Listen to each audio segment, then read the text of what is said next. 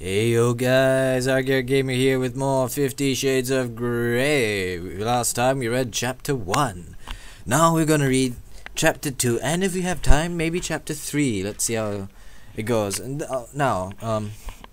last time I just read the book and used a variety of voices and accents. This time I've come up with a formula, if you will. I'm going to do it in such a way where every chapter or every time I read, it'll be doing different voices. And if you want to suggest a voice, just leave it in the comment section, and I will read that voice if I can. Note, if I can. I can't read a whole lot of voices. Now, let's do this. We're going to be reading chapter 2 and possibly chapter 3. Let's see. Like, we're all characters in Batman, okay? Let's see. Let's see. Just see my Batman voice. I'm Batman. My heart is pounding. Chapter 2. This is from chapter 2. The elevator arrives on the first floor. Batman will be Anastasia Steele. The elevator arrives on the first floor, and I scramble out as soon as the doors slide open, stumbling once, but fortunately not sprawling onto the immaculate sandstone floor. I can't do it. I race for the white glass doors, and suddenly I'm free in the bracing, cleansing, damp air of Seattle. Raising my face, I welcome the cold, refreshing rain. I close my eyes and take a deep, purifying breath, trying to recover what's left of my equilibrium. No man has ever affected the way the Kristen...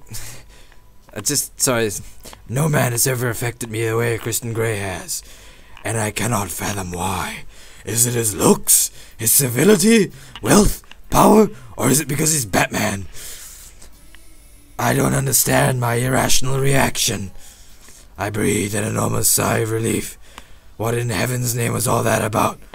Leaning against one of the steel pillars of the building, I valiantly attempt to calm down and gather my thoughts. I shake my head. What was that? My heart steadies to its regular rhythm, and when I breathe normally, again I head for the car. As I leave the city limits behind, I begin to feel foolish and embarrassed as I replay the interview in my mind. Surely I'm overreacting to something that's imaginary. Okay, so he's very attractive, confident, commanding, at ease with himself. But on the flip side, he's arrogant, and for all his impeccable manners, he's autocratic and cold. Well, on the surface... I can't do the voice! Why am I saying that? Sorry, it's from what I'm listening to. I can't do the Batman voice! An involuntary shudder runs down my spine. Okay, fine. Anastasia Steele's been. An involuntary shudder runs down my spine. He's accomplished so much at a young age. He doesn't suffer fools gladly, but why should he? Again, I'm irritated that Kate didn't give me a full biography. Hold on, changing the page. While cruising towards Interstate 5, my mind continues to wander. I'm truly perplexed as to what makes someone so driven to succeed. Some of his answers were so cryptic, as if he had a hidden agenda. And Kate's questions, ugh. The adoption and asking him if he was gay? I shudder. I can't believe I said that. And if you can still hear me, God bless you, because I can barely hear myself. Crime swallow me up now. Every time I think of that question in the future, I will cringe with embarrassment. Damn Catherine Kavanaugh. I check the speedometer. I'm driving more cautiously than I would on any other occasion. And I know it's the memory of those penetrating grey eyes gazing at me, and a stern voice telling me to drive carefully. This doesn't sound remotely like Bane. Shaking my head, I realize that Gray's more like a man twice his age. Forget it, Anna, I scold myself. Covering your mouth and speaking in a slightly British accent doesn't make you sound like Bane. I decide that, all in all, it's been a very interesting experience, but I shouldn't dwell on it. Put it behind you. I never have to see him again. I'm immediately cheered by the thought. I switch on the stereo and turn the volume up loud, sit back, and listen to thumping indie rock music as I press down on the accelerator. As I hit Interstate 5, I realize that I can drive as fast as I want. I can't do Bane! Okay, let's do this paragraph as, I don't know, Jonathan Crane. We live in a small community of duplex apartments close to the Vancouver campus of WSU. I'm lucky. Kate's parents bought the place for her, and I pay peanuts for rent. And I'm just doing the Bane voice, only this time without me covering my mouth. Okay, let's do this if I was Irish. As I pull out outside, I know Kate is going to want a blow-by-blow account, and she is the nation's... I can't do accents! Let's just do a British accent. Well, at least she has the digital recorder. I hope I won't have to elaborate much beyond what was said during the interview. Anna, you're back! Kate sits in the living area surrounded by books. She has clearly been studying for finals. She's still in her pink flannel pajamas, decorated with cute little rabbits, the ones she reserves for the aftermath of breaking up with boyfriends, for assorted illnesses, and for general moody depression. She bounds up to me and hugs me hard. I gotta do Batman voice. Let's see, what Batman voice can I think of? The Joker? I was beginning to worry. I expected you back sooner.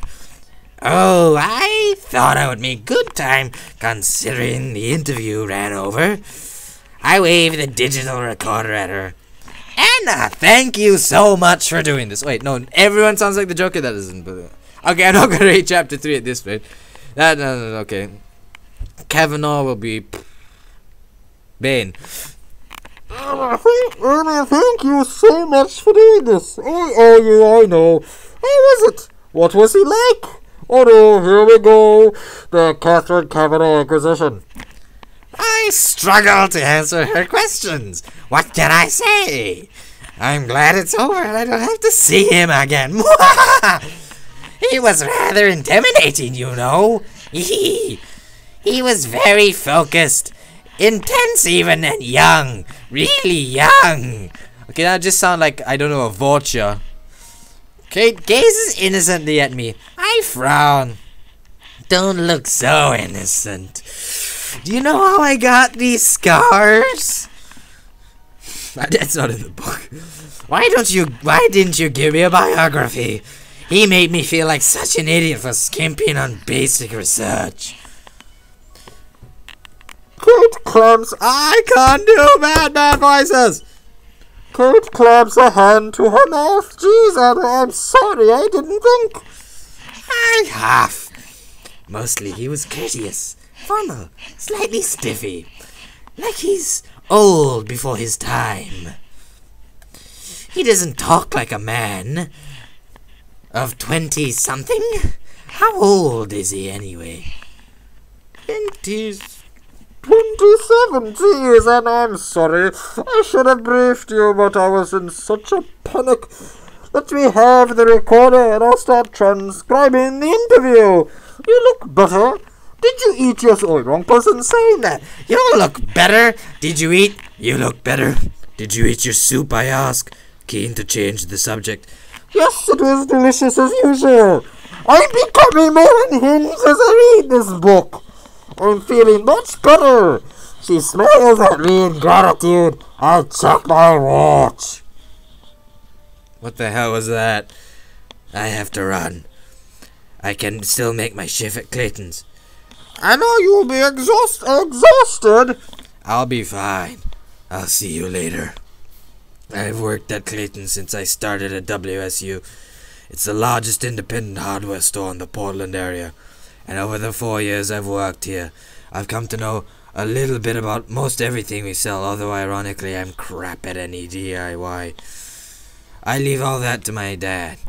I'm glad I can make my shift, and it gives me something to focus on that isn't Kristen Gray. We're busy. It's the start of the How many pages is this?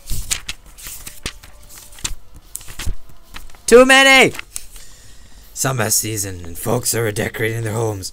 Mrs. Clayton looks relieved to see me. Anna! I thought you weren't making it today. Okay, now apparently I'm Arnold Schwarzenegger. My appointment didn't last as long as I thought. I can do a couple of hours. I'm really pleased to see you. Which Batman character is that? Ah! My throat! My throat! Ah! I can't do the voices! The voices!